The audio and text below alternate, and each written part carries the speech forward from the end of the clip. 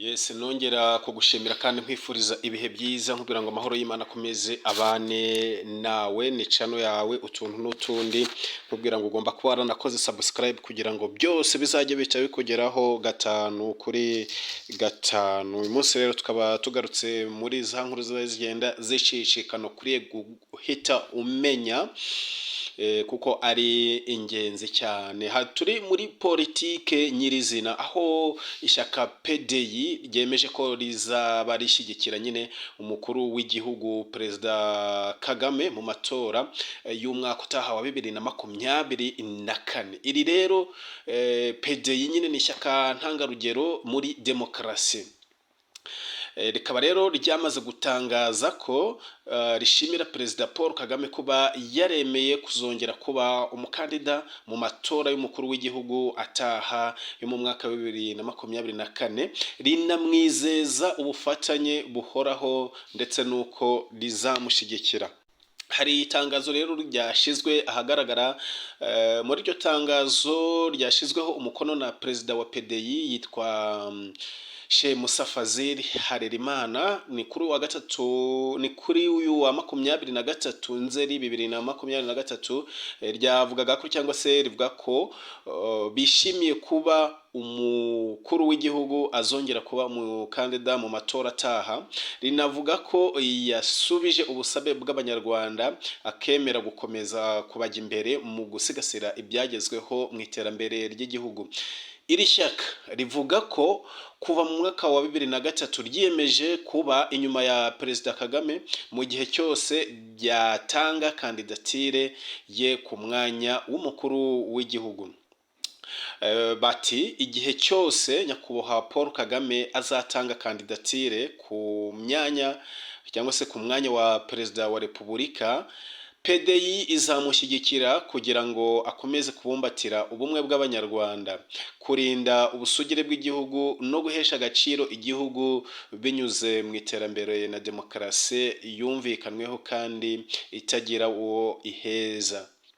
Iri tangazo rero risohotse mu gihe hagati muri iki cyumweru Perezida Paul Kagame yemeje ko aziyamamariza manda ya 4 nk'umukuru w'igihugu mu matora ateganyijwe mu mwaka wa 2024. Aganira n'ikinyamakuru Jeune Afrique yabishimangiye agira ati, mumaze kubyivugira ko ari ibintu bigaragarira amaso ya bose, ni nako bimeze. Ndishimye kubw'icyizere abanyarwanda bamfitiye, nzakomeza kubakorera uko nshoboye. Yego rero ndi umukandida.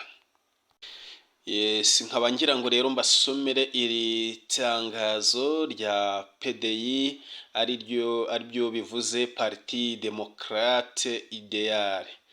Itangazo rigenewe abanyamakuru. Uyu munsi tariki ya 23 Nzeri 2023, Ishyaka Ntangarugero muri Demokarasi PDI mu nama yaryo idasanzwe ya Bureau Politique yemeje ibi bikurikira. Ishyaka PDI rimaze kumenya ko nyakubahwa Paul Kagame Perezida wa Repubulika y'u Rwanda yemeye kuzatanga kandidatire mu matora y'umukuru w'igihugu yo mu mwaka utaha 2024, rirashimira nyakubahwa Paul Kagame kwemera ubusabe bw'abanyarwanda kugira ngo bakomeze kwiyubaka no gusigasira ibimaze kugerwaho mu iterambere ry'igihugu cyacu.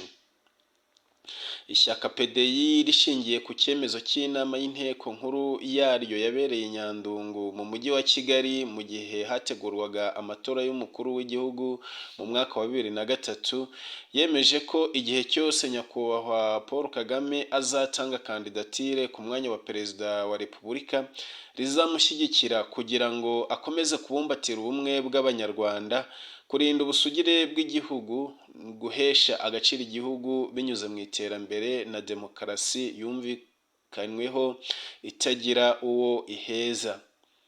Ishyaka PDI ririzeza nyakubahwa Paul Kagame ubufatanye buhoraho mu gukomeza guteza imbere igihugu cyacu.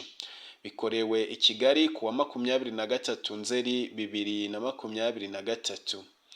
Byasinyweho na Musa Fazil Harerimana, Perezida w'Ishyaka.